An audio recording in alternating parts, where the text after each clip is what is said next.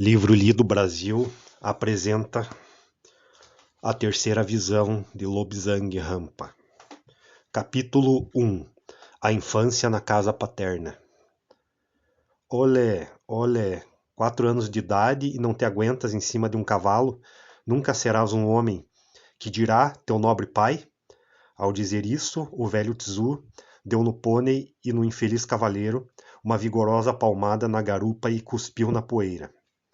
Os telhados e as cúpulas douradas da potala cintilavam sob a luz brilhante do sol. Mais de perto, as águas azuis do lago do Templo da Serpente encrespavam-se, como a passagem das aves aquáticas. De mais longe, das distâncias do trilho pedregoso, chegavam os gritos de incitamento dos homens que apressavam os pachorrentos iaques, que começavam a sair de Lhasa. De mais perto subiam os bum bum bum das trombetas marinhas, enquanto os monges músicos praticavam nos campos afastados das multidões. Mas eu não tinha tempo para contemplar essas coisas banais e cotidianas. A minha tarefa era mais séria e consistia em manter-me no dorso do meu relutante pônei. Naquim também tinha outras preocupações no seu cérebro. Queria ver-se livre do seu cativeiro para pastar, rebolar-se e espernear com as patas no ar. O velho Tzu era um chefe de disciplina, carrancudo e inflexível. Fora sempre severo e duro, e agora, como guardião e instrutor de equitação de um garotinho de 4 anos, faltava-lhe às vezes paciência. Um dos homens de Khan, ele com outros, fora escolhido pela sua corpulência e força. Media quase 2,10 m de altura e a largura era correspondente. Os ombros, bem chumaçados da roupa, aumentavam ainda mais a sua largura natural. Existe no Tibete Oriental um distrito onde os homens são extraordinariamente altos e fortes. Muitos medem mais de 2,10 m, e tais homens são geralmente selecionados para agir como monges policiais em todos os mosteiros de lamas. Todos enchumaçavam os ombros para aumentar a sua autêntica corpulência, enegreciam as faces para mostrar um ar mais feroz e andavam munidos de longos cacetes, prontos sempre a usá-los em qualquer infeliz malfeitor. Tzu tinha sido um monge polícia, mas servia agora de ama seca de um príncipezinho de pouca importância. Estávamos, por demais, aleijado para poder andar muito, e por isso todas as suas viagens eram feitas a cavalo. Os ingleses, em 1904, haviam invadido o Tibete sob o comando do coronel Yonguzband, causando imensos danos. Ao que parece, tinham pensado que a melhor maneira de conquistar a nossa amizade era bombardear as nossas casas e matar o nosso povo. Tzu tinha sido um dos defensores, e durante os combates, parte do seu quadril esquerdo tinha ido pelos ares. Meu pai era um dos homens mais importantes do governo tibetano. Tanto a sua família quanto a de minha mãe estavam incluídas nas 10 primeiras famílias. E por isso, em conjunto, meus pais exerciam uma influência considerável nos negócios do país. Mais adiante darei pormenores acerca da nossa forma de governo. Meu pai era um homem corpulento, volumoso, com cerca de 1,90 m de altura. Tinha razão para alardear a sua força.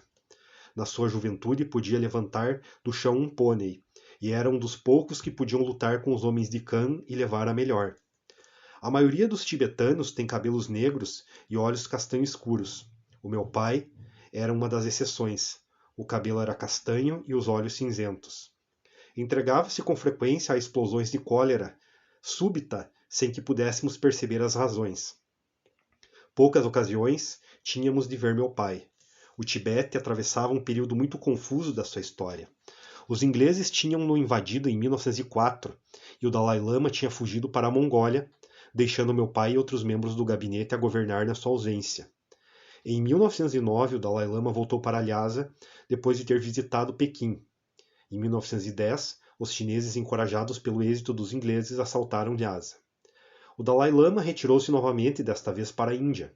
Os chineses foram escorraçados de Lhasa em 1911, ao tempo da Revolução Chinesa, mas não sem que primeiro tivessem cometido crimes atrozes contra o nosso povo.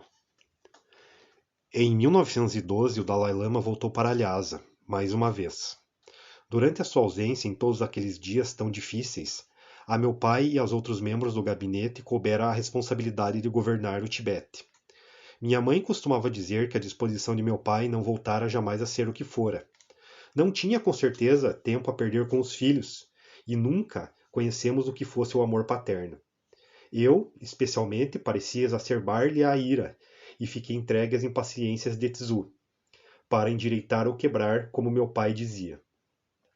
Tzu considerava as minhas fracas exibições em cima de um pônei como uma afronta pessoal. No Tibete, os meninos das famílias aristocráticas são ensinados a montar antes quase de saberem andar. Ser bom cavaleiro é essencial num país onde não há carros e onde todas as viagens têm de ser feitas a pé ou a cavalo. A nobreza tibetana pratica a equitação horas a fio, dia após dia. Aguentam-se de pé na estreita sela de madeira, com o cavalo lançado a galope e atiram num alvo móvel, primeiro com espingarda e depois com arco e flecha. Às vezes, os bons cavaleiros lançam-se a galope através das planícies em formações regulares e mudam de cavalo saltando de uma sela para outra. Eu, aos 4 anos, tinha as maiores dificuldades em aguentar-me só numa sela. O meu pônei, Naquim, era peludo e tinha uma cauda comprida. A sua cabeça, fina, tinha um ar inteligente. Tinha uma quantidade espantosa de recursos para se ver livre de um cavaleiro inexperiente como eu. A manha favorita era dar uma corridinha para a frente e parar de repente com a cabeça baixa. Quando eu deslizava desamparadamente, ao longo do pescoço, ele chegava à altura da cabeça, ele levantava-se de repente de forma que eu dava um salto mortal completo antes de atingir o chão. Depois ficava parado a olhar para mim com um ar presumido e complacente.